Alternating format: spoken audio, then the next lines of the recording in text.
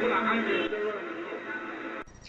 friends. This is Rebecca Monnier, and you are listening to the Nollywood Spotlight Show on Nollywood Radio France. And as always, with me here is Cyprian Jusson. Cyprian, where are you located? Yeah, good evening and good morning or good day to everyone anywhere you are in the world. I'm Cyprian Jusson, your host of Nollywood Radio France. I live in France. My colleague Rebecca Monnier is in Houston, Texas, and that's the magic of technology. So, Rebecca, we're going to talk about 200 missing girls. We have protesters all over the world, including Nollywood Radio France and Nollywood Spotlight, joining our voices to make to these protests around the world and making sure that our girls are back in their different families. So, Rebecca, how do we start this conversation today? Great question, Cyprian, and it's absolutely unfortunate that such a large number of children are missing. I couldn't say it any better than Genevieve Onaji, one of the most famous, if actress, the most famous actress in Nigeria, said it. This is an article that is currently available on www.nollywoodradiofrance.com, and the article says Nollywood star Genevieve Onaji has joined millions of protesters across the globe over the kidnapping of more than 200 Nigerian girls ranging from the ages of 16 to 18 years old. On Genevieve's official Facebook page, she urges everyone to sign a petition, and quote unquote what she said was, I've always been of the belief that less words and more actions speaks greater volumes. But in this case of no forcing action, I believe some talking these young girls goes against everything that we as Africans fought for so many years. What we as Nigerians have been faced with and have been fighting over these past years. Not to mention that we women and mothers still fight against still till this very day.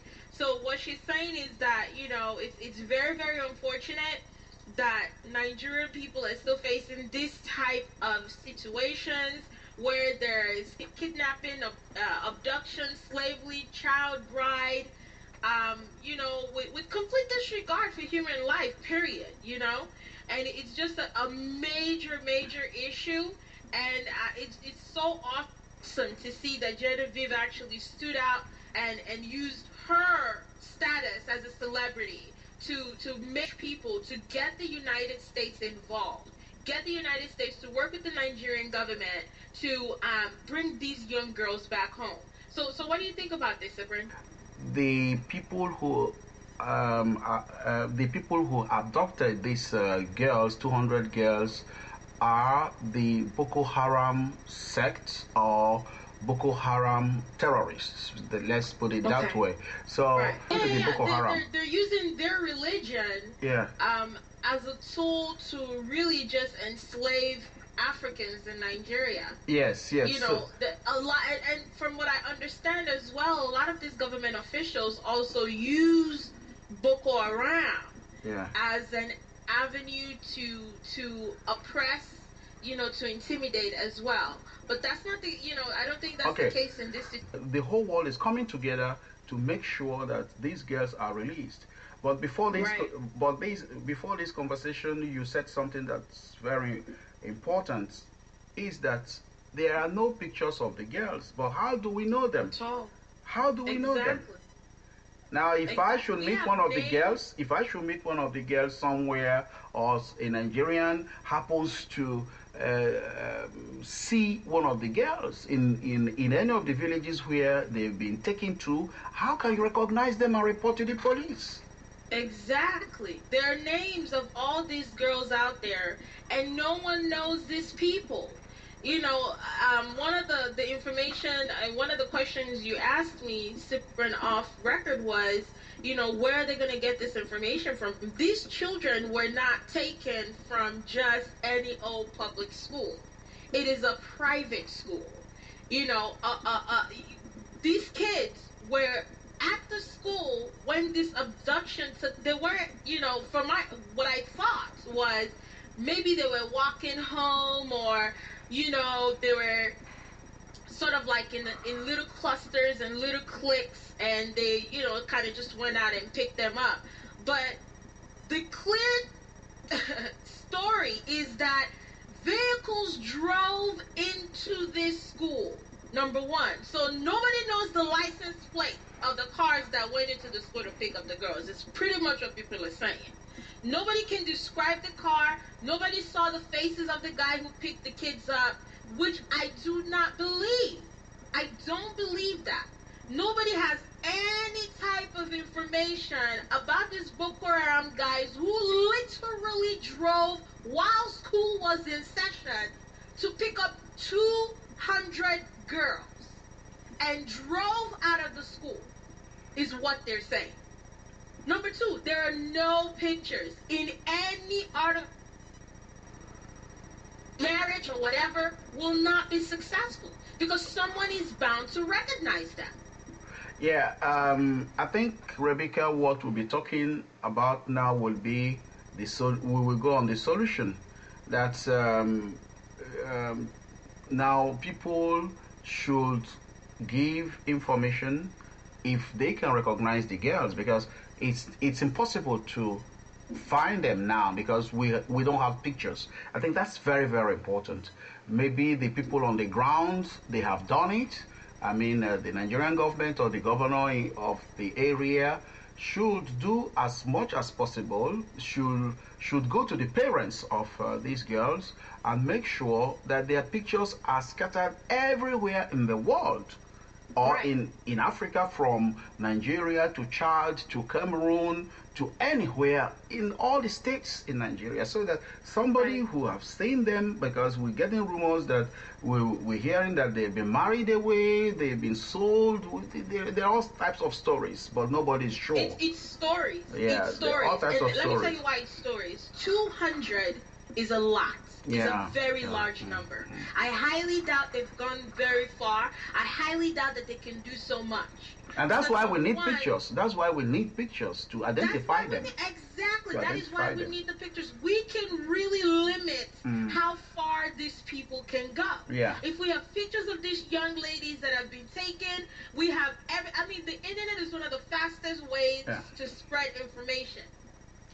I've been hearing about these 200 girls for a week now. Mm. And it's very intense. When I saw an article on SaharaReporters.com, which listed all the names of the kids that were taken, that were kidnapped, I didn't see a single picture Yeah. on there. No picture. And I was just blown away. Like, why would you just stop at just the names? What is so important? Like, and that's the thing. It's always it's very clear that there's also some authority behind how far the investigation for these 200 children have gone, which means there's some government officials involved. Anytime there is like just a limited amount of information put out in something this serious, or in something serious like this, it usually means that there is an oppressor or repressor of information somewhere.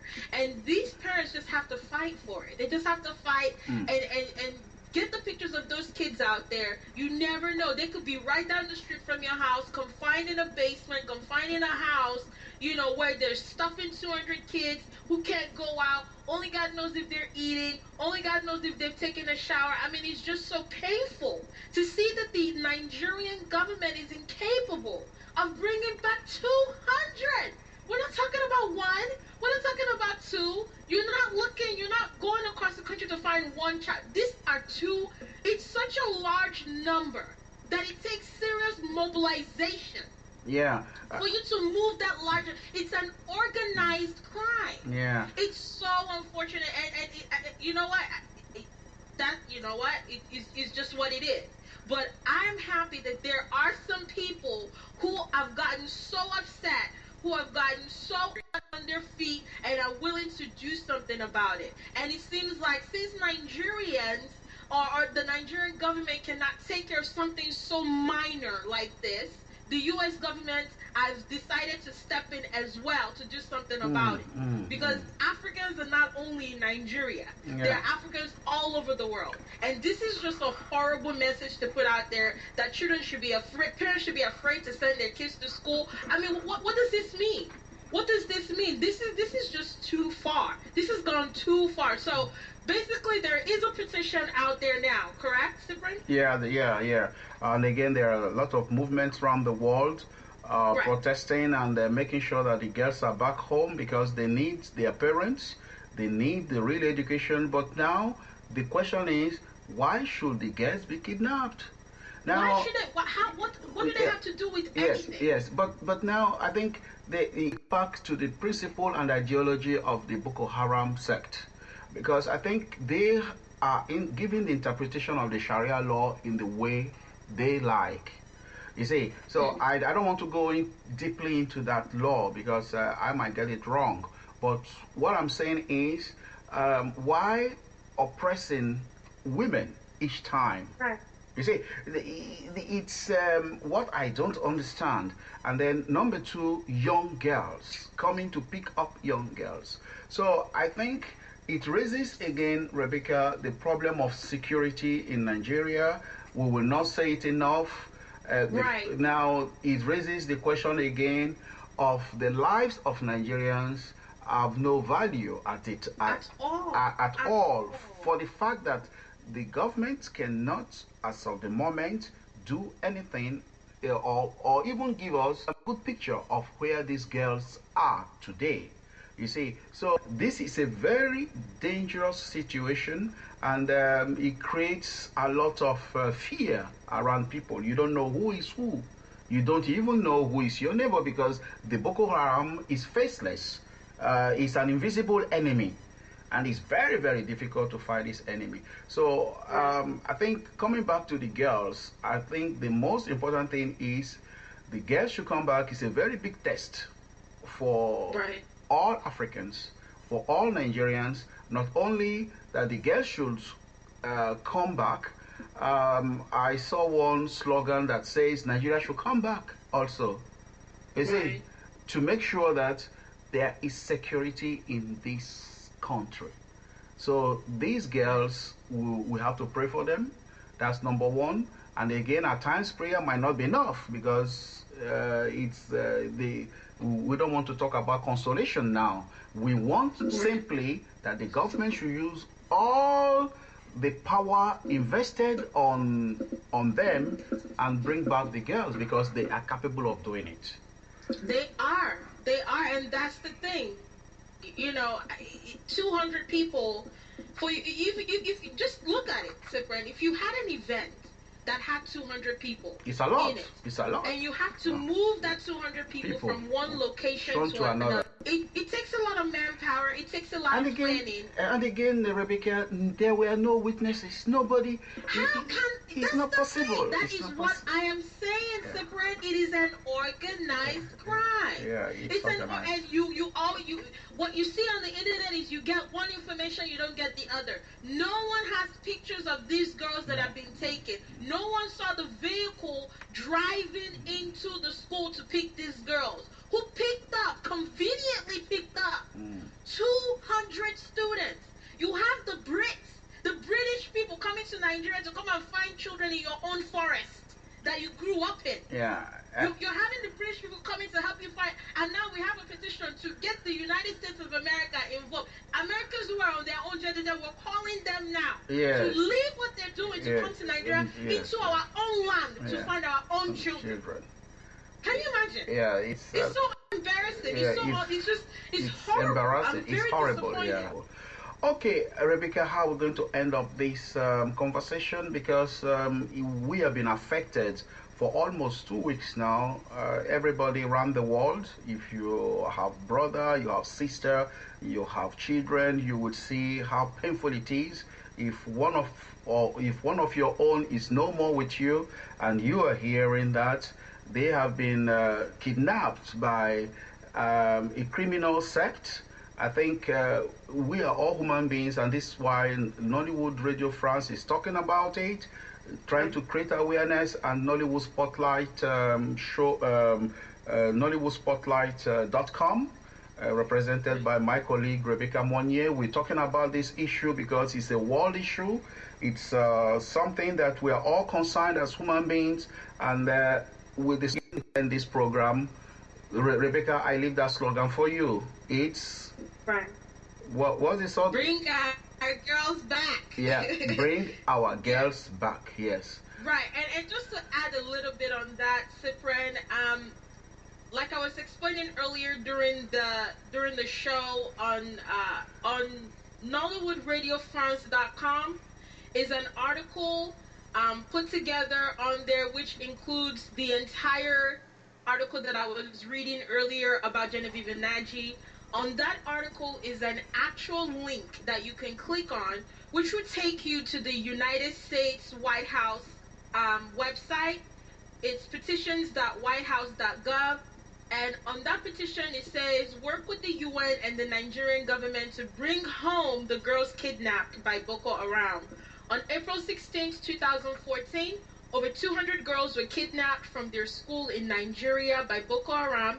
The families are so desperate, they are willing to risk entering the forest where they believe the girls are located in an effort to plead with their captors for their return.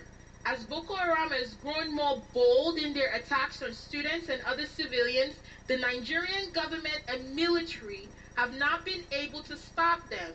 They are now threatening to kill all of the kidnapped schoolgirls. We're asking the international community, including the U.S. government, to step in and use their combined resources to help save these girls and others like them from this terrorism. So on this website, ladies and gentlemen, we have up until May the 25th, 2014 to reach the required number of petition for the U.S. to actually take a look at this petition and decide whether to get involved in helping look for those girls. So we have to reach 88,541, and so far only 11,459 people have signed the petition. You don't have to be in the U.S. to sign it. You could be anywhere in the world. Just go on the website and sign the petition so the U.S. can please help us find these girls. It's not a good look for Nigeria. It's not a good look. It's not even a good feeling for Nigerians in Nigeria. You are listening to Nollywood Radio France, and I'm your host, Cyprian Jason, and I'm accompanied today by my good friend, Rebecca Monnier, the blogger of Nollywood Spotlight. Thanks for listening.